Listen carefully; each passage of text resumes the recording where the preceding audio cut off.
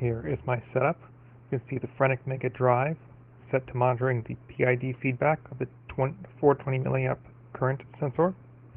For slow decreasing pressure, about 2 psi every 10 seconds, so just a tiny pinhole leak inside the main line. Here is my oscilloscope. There is the input waveform from FP&L. There are my 3 calibrated multimeters, and there are the 3 uncalibrated clamp meters. There's the inside. There you can clearly see I have a differential probe hooked up and a current probe hooked up. And I have 3 multimeters. The first one right there is the DM93. That one is the GDM9061. And there is the BK Precision 391A. The BK Precision 391A reads a little high. Now you might ask, are the clamp meters calibrated? So there's my variac. And you can compare them, how accurate they are, at least at 60 Hertz, against my BK Precision 391A. Here we are at pretty much no current at all, measuring at the bottom of the range. There is 10 amps, roughly.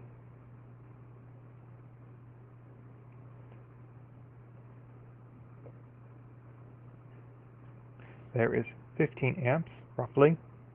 Again, you can see everything's within just a couple % of each other.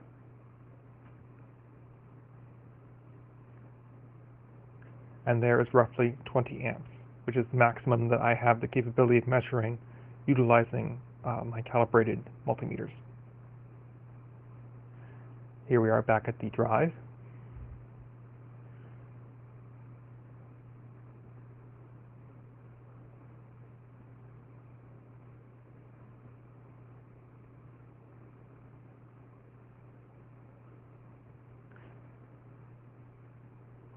Now we have switched on the zone. It takes the drive a second to turn on, actually 16 seconds. And there we have drive startup. The output voltage of the BK Precision 391A is not accurate because it's not intended for use with a variable frequency drive. It just can't handle it. It's reading high. There is the input waveform from FP&L, now under full load.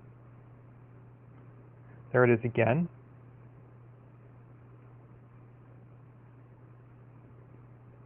As you can see, just the very tip of the top is chopped off.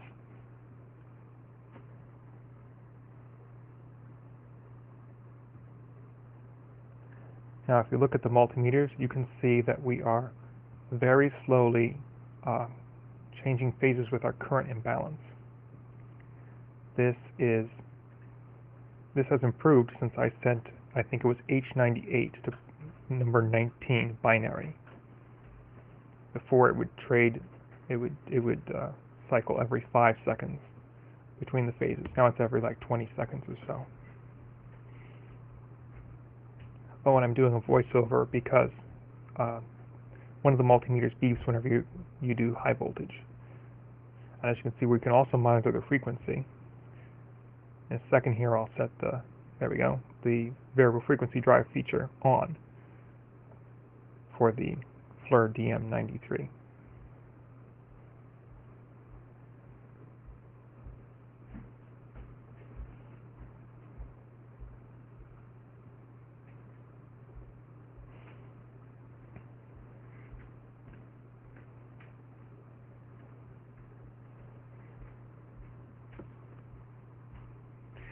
There are the multimeters again. As you can see, we've traded phases regarding which one has higher current.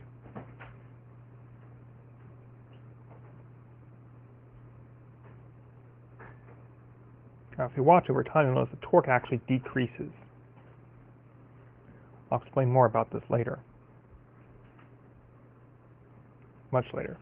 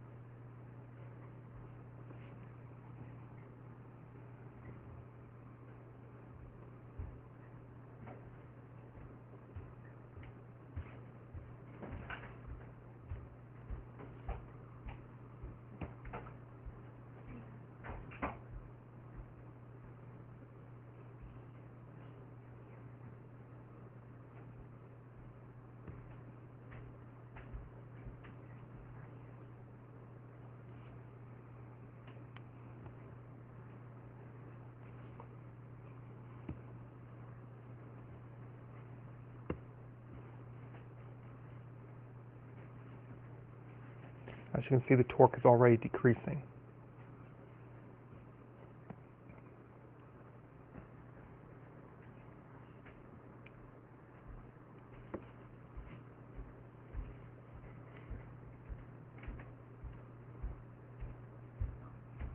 Now, you might ask why we're just sitting here doing nothing, and the answer is that we can see over time how these pump drive is behaving with this pump and wet end, and of course the FP&L input.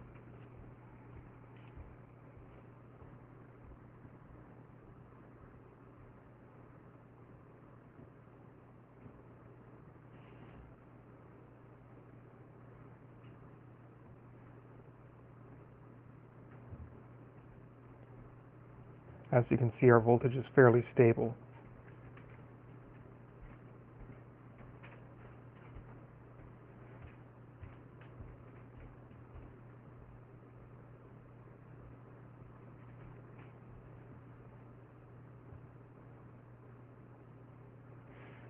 Now the differential probe has a bandwidth of 150 megahertz.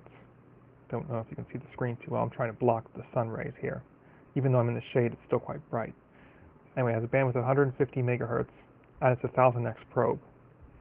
The current probe has a bandwidth of 2 megahertz, and it's set to its 100 amp range. Neither one of these are calibrated.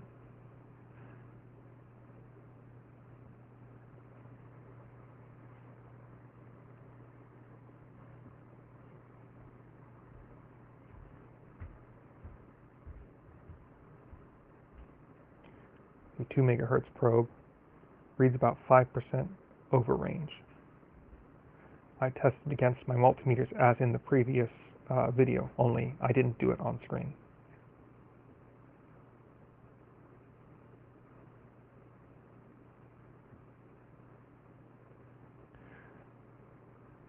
The oscilloscope's bandwidth it's set to high acquisition mode, so the bandwidth is a little limited. We're currently at 55 point something.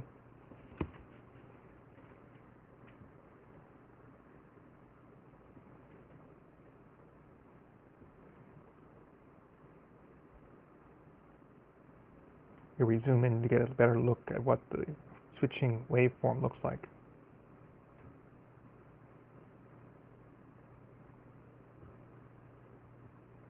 I'm assuming this is your power factor correction circuit.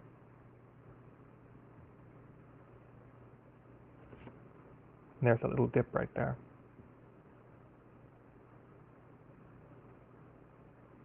You can see I set the cursors to on. You can see where they're tracking in some cases. Other times you can't see them because they're behind the menu. So you can on the multimeters.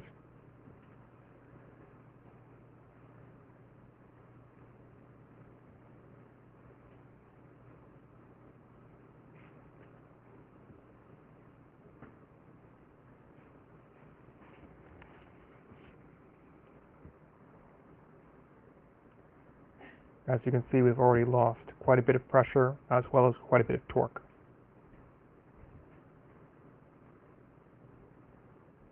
The frequency, however, remains at 60 Hertz.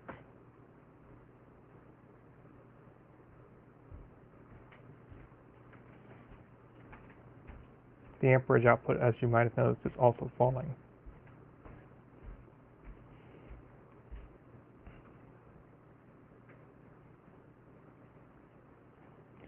Now we have switched the system off, but if we change the range to auto, you can see that the circuit is oscillating very, very slightly.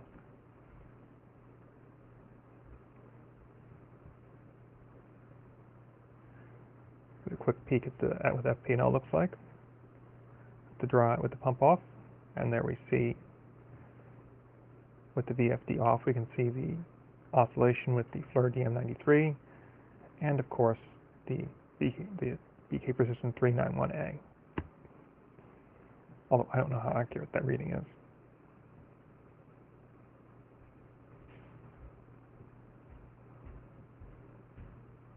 Now what we're going to do is measure the resistance of the wire and the pump itself. Here we have the GDM 9061 by GW Instec set with 4-wire measurement. I've engaged the rail function, trying to nail it right in between. Now we're connecting to the leads.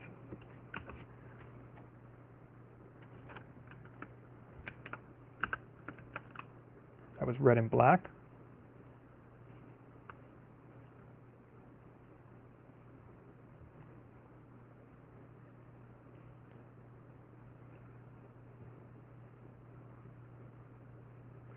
I really should have recorded my hands right here so I could see what's going on.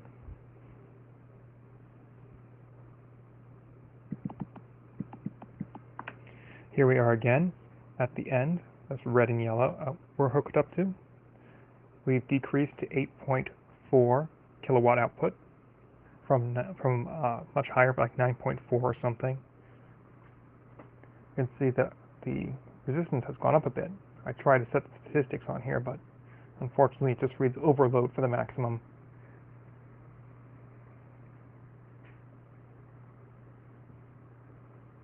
Again, we can swap them around a bit. And we can see that we've gone up in resistance by about 50 milliohms, which isn't significant compared to the amount of amperage we've lost, at least as far as I can tell. Now we've switched our probes around. We've gone to we're going to probe the output with the oscilloscope.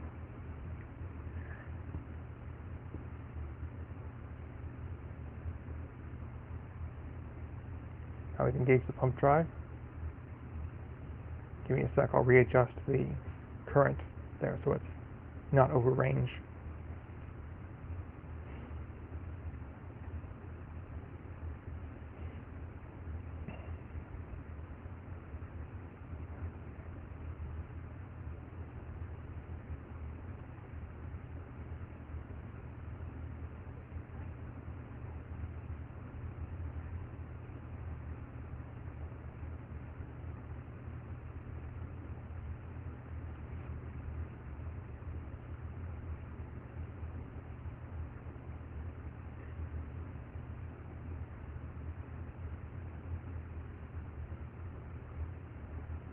Reset the DM93.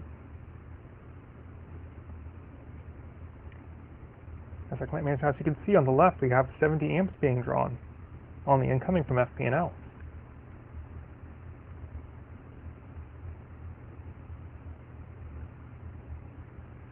Now we zoom in so we can get a quick look at the waveform.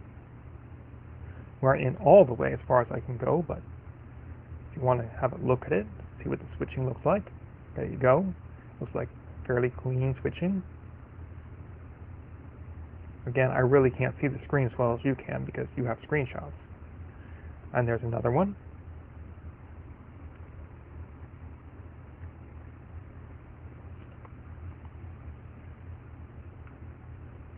We're at 55.35 megahertz bandwidth.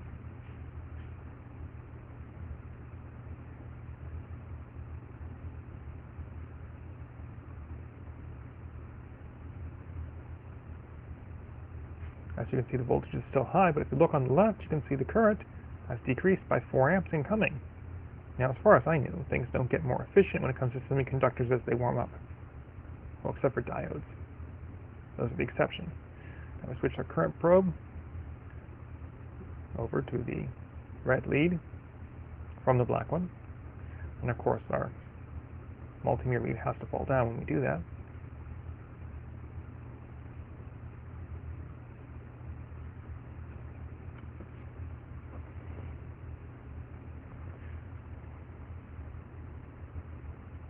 And there's a capture of the second leg, if you want to call it that. And there it is zoomed up.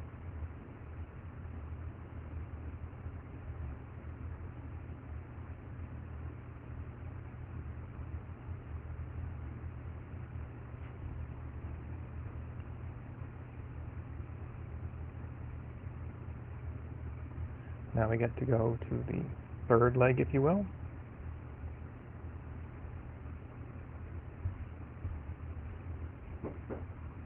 Now I failed to switch the clamp here, if I remember correctly. But don't worry, I'll get it.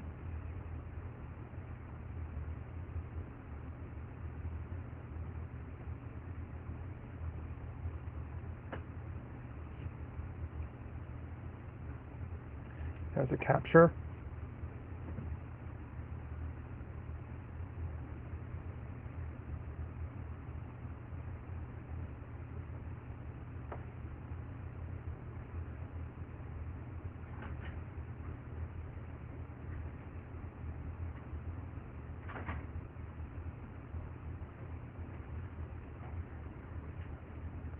There's another one, zoomed in a bit.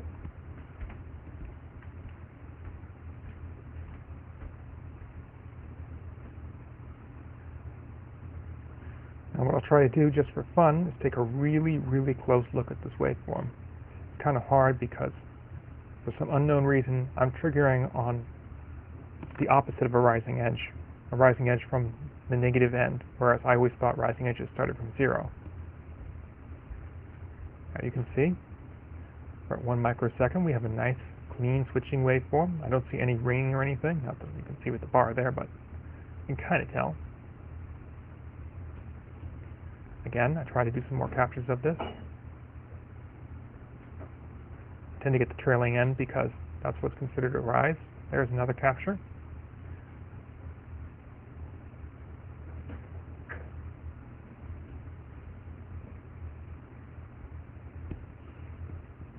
I look at that, again we're on rising edge. I'm really not sure what went on right here, and I accidentally messed up that, but oh well. The hold off time doesn't really matter. There you can see our waveform again.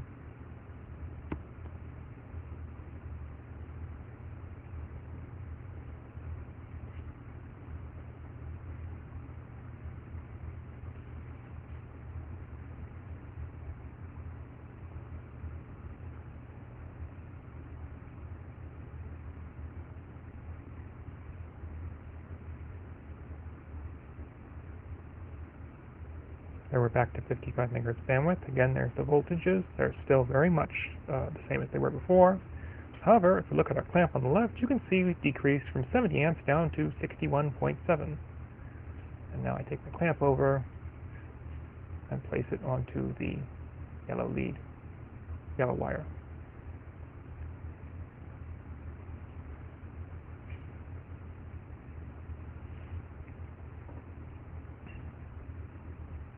And again, I'll do some captures of this for you.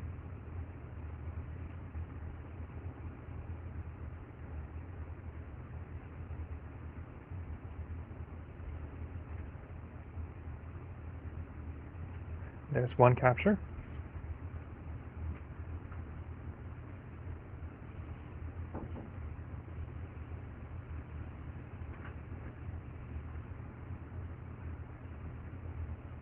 Now I'll get 110 megahertz capture for you.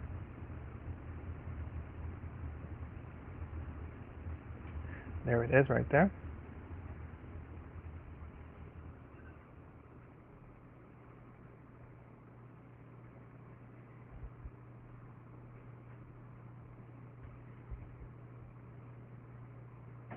And just because it might look interesting, how about I capture it at 13.83 megahertz bandwidth? Likewise at 27.67. Again, you can see how it behaves over time.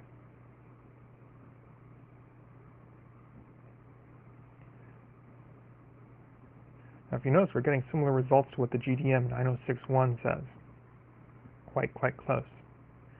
There was decreased in amperage again. You see the output amperage as well has decreased.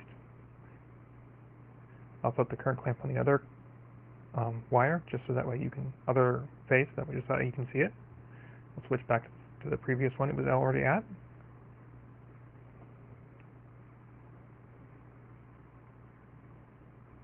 And now we're hooked up to that phase.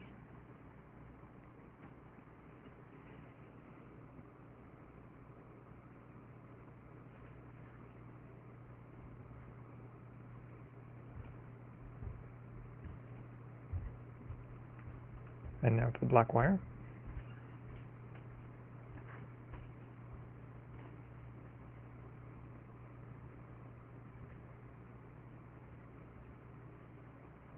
Sorry about not including the number 19.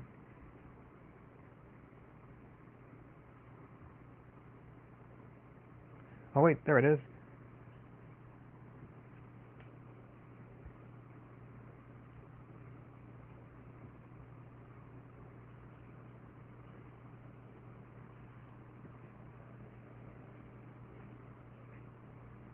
And there's our voltages, still quite very much where they are. And of course, everyone loves auto shut-off meters, don't they? They're just the best. Now, the pump just shut down, so what I'm going to do is look at the pressure. We are at like 10 psi. Like, we've actually decreased since when we first started. If we go over here, we can see the pump.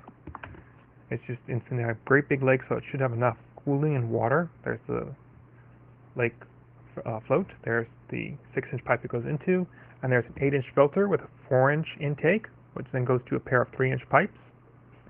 The pipe fittings are 8-inch, though. The actual size is more like 9-inch, and the filter is about 4 foot long. And why would you put a cap on the end when you could put a filter? It's held in by 3 bolts on either side, on 3 sides. So that way it's held in the center. And there's the line out there. The rope for pulling it out. It's out about 60 foot. And there's the pump again. There's the camlock hose, which just goes all the way around and into the pump.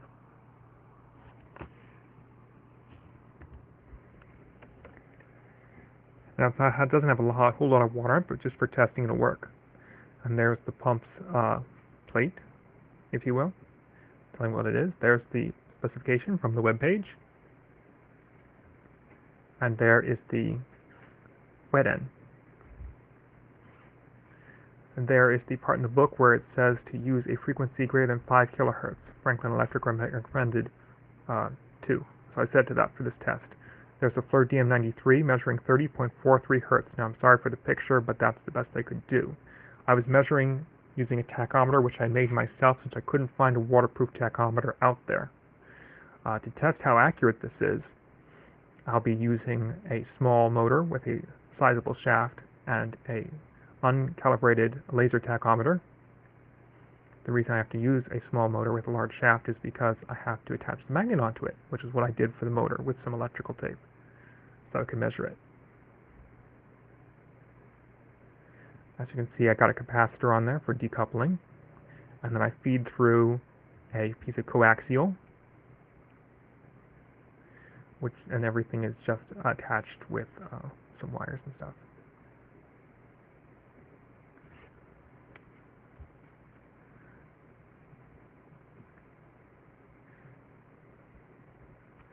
Now we hold the laser tack right up to it because that's how close it has to be. And we get, well actually that's wrong, there we go, that's the correct reading. About 852.7 RPM. As you can see, it goes up and down a little bit. Now we'll check it against the DM93 and the GDM9061, both calibrated meters. There's our magnet attached to it with just a piece of regular tape. As you can see, we're getting 14.414 hertz, and here is the GDM9061 at 14.09. Now, if we take our calculator, we switch it from cycles per second to cycles per minute. We multiply by 60, we get 844.2 RPM, which is quite close to the 856 we had for the other one. Now right here, I'm going to just scroll through the data so that way you can see all the parameters, every single one of them. Now as I mentioned before, the DM93 was giving us about 30 hertz output. So if we take 30, we multiply it times 60 to go from cycles per second to cycles per minute, we get 1800 RPM. You multiply that by 2, and you get the 3600 RPM that we should be expecting. Now, that means that the pump is slipping roughly every other rotation and will actually go down over time. I measured as low as 29.77, I think it was.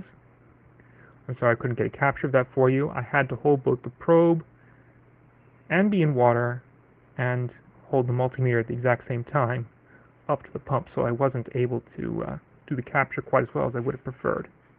But, it gave the results, so that's what's important.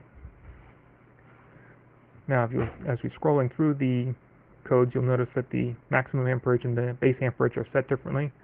The representative from Franklin Electric recommended a lower amperage setting. I forgot to change it for the base amperage. I don't know if it matters that one is 1 amp difference between the two of them. I don't think it will, but I can always test, right? Now, most of these things are just at the defaults.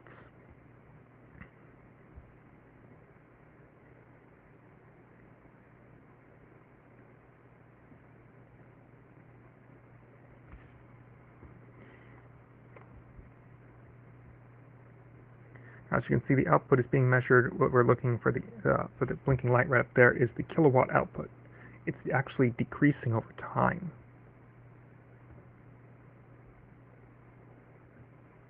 Now that will continue to drop. In fact, I got down into the 7s when I first turned the pump on, which was not recorded because I was just trying to pressurize the system to show that the pressure regulator, the 420 milliamp transducer, which should be regulating the pressure, it obviously is not responding to that and making the pump go faster. The pump is actually slowing down over time.